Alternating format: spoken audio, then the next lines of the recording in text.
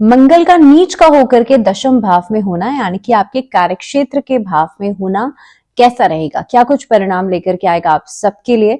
अब मंगल की स्थिति बनी हुई है तुला राशि के लोगों के लिए दशम भाव में, अभी से लेकर के लगभग फरवरी के महीने तक तो ये यहीं रहेंगे। अब दिसंबर का महीना कैसा रहेगा आप सबके लिए, यानी कि तुला राशि वाले लोगों के लिए, क्योंकि मंथली सीरीज का ये है 7वां वीडियो।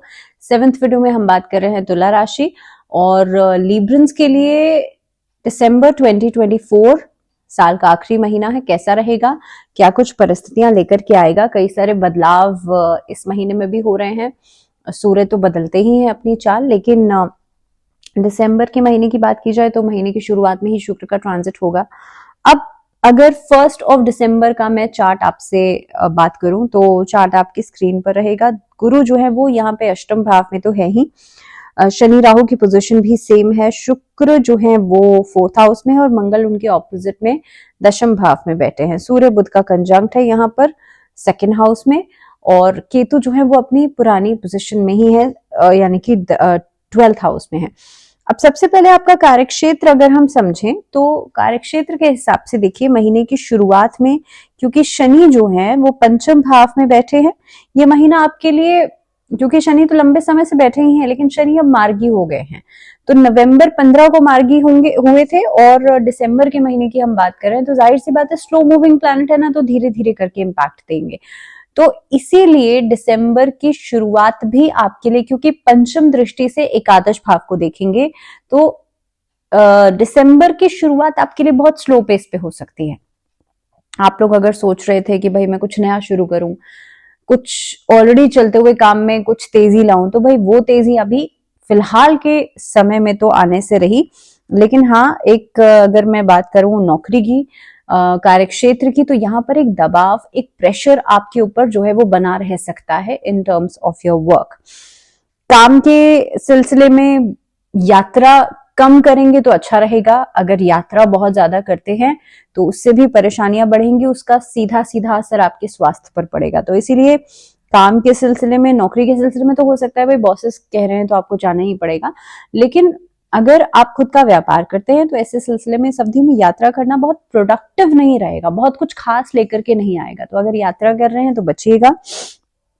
इसके साथ साथ ही व्यवसाय की मैं बात करूं, पहली बात तो नौकरी में देखिए बदलाव इस महीने में करना, ऐसा नहीं है कि बहुत अच्छे रिजल्ट्स लेकर के नहीं, ऐसा नहीं है कि बहुत खराब रिजल्ट्स लेकर के आएगा, लेकिन हाँ बहुत ऐसा नहीं होगा कि आपको आपकी मनचाही नौकरी मिल जाएगी, कहीं ना कहीं पे समझौता करके आपको वहां पर सेटल डाउन करना पड़ सकता है। तो इसीलिए आप समझौता करने के साथ तैयार हैं तो बिल्कुल आप नौकरी में बदलाव कर सकते हैं, लेकिन अगर नहीं है तो कुछ समय के लिए रुक जाइए, एटलीस्ट फॉर दिसंबर का महीना तो आपको रुकना ही चाहिए।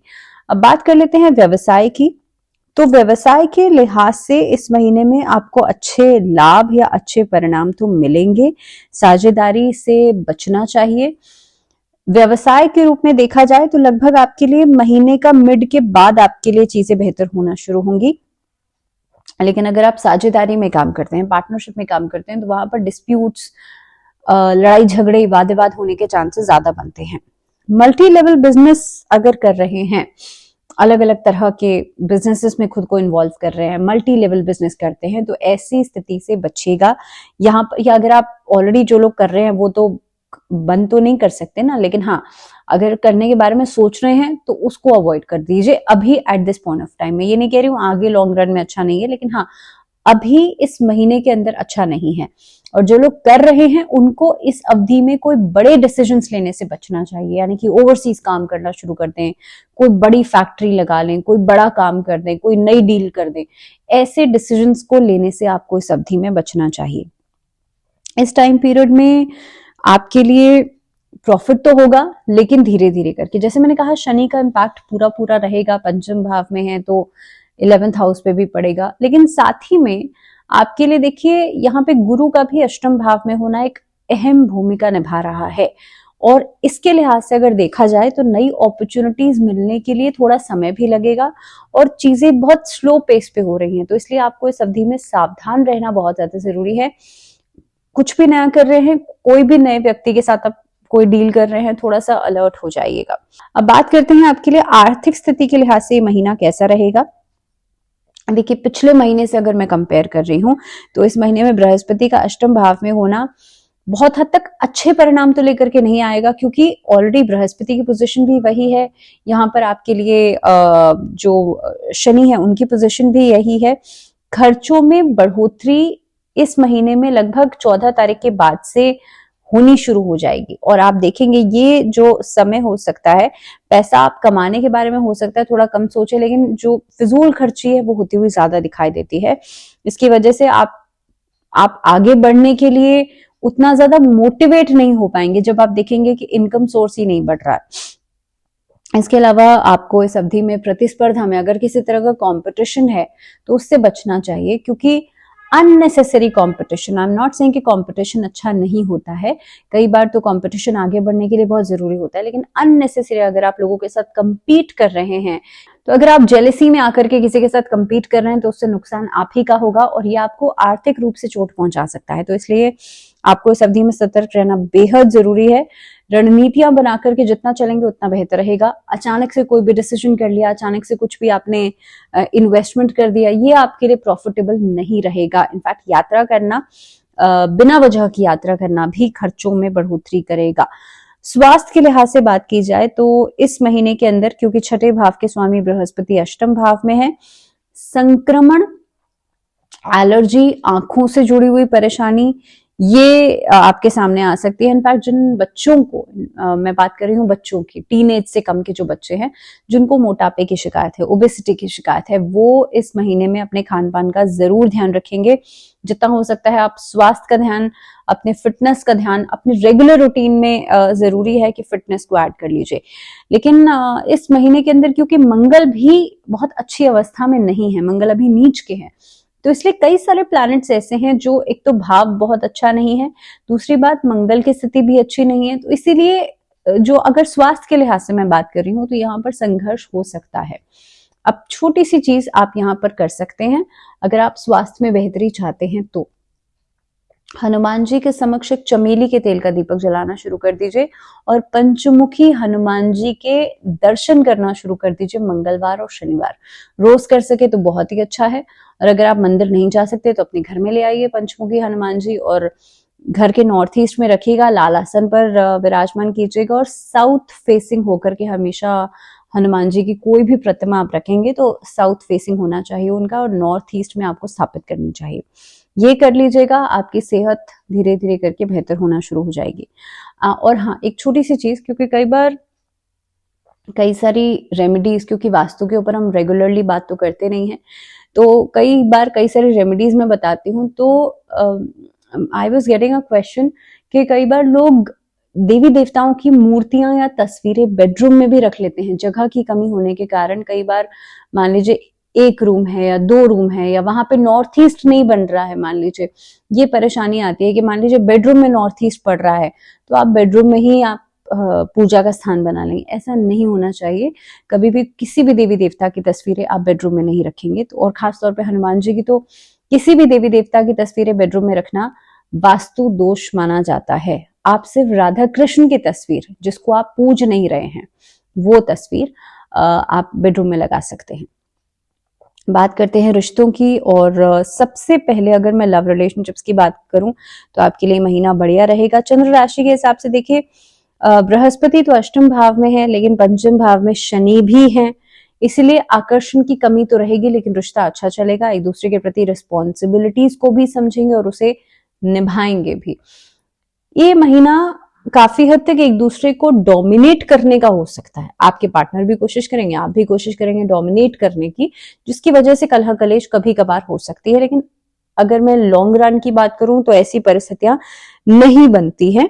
लेकिन हाँ, दाम्पत्य जीवन में बात की जाए तो आपके लिए रोमांस थोड़ा सा कम नजर आएगा ये महीना। हालांकि जीवन साथी के साथ आप बाहर घूमने फिरने जा सकते हैं, लेकिन अगेन वही बात है कि देखिए, रोमांस में कमी, आपस में अफेक्शन में कमी, लेकिन छोटी छोटी बातों को लेकर के वाद विवाद उठ सकता है। उसके लिए क्या किया जा सकता है? राधा कृष्ण की उपासना करना आपके लिए इस अवधि में अच्छा रहेगा। पारिवारिक जीवन की बात की जाए तो दिसंबर 2024 में आपके लिए परिवार में सामंजस्य में कमी देखने के लिए मिल सकती है, जिसका असर आपकी प्रोफेशनल लाइफ पे भी होगा, दाम्पत्य जीवन पे भी होगा। कानूनी वाद विवाद से बचेगा। इस महीने के अंदर शुक्र पहले अष्टम भाव के स्वामी के रूप में 2 दिसंबर से लेकर 28 दिसंबर तक 4th हाउस में रहेंगे। उसके बाद 29 दिसंबर से 7 जनवरी तक पंचम भाव में रहेंगे। इसकी वजह से होगा ये 2 से 8 की ये जो अवधि है, इसके अलावा 2 से 28 का ये जो समय है, फैमिलीज के साथ रिश्तों में संतुष्टि या सहजता जो है वो देगा। लेकिन उसके बावजूद भी आसपास के जो लोग हैं वो आपके लिए कहीं ना कहीं पे एंजाइटी को बढ़ा सकते हैं।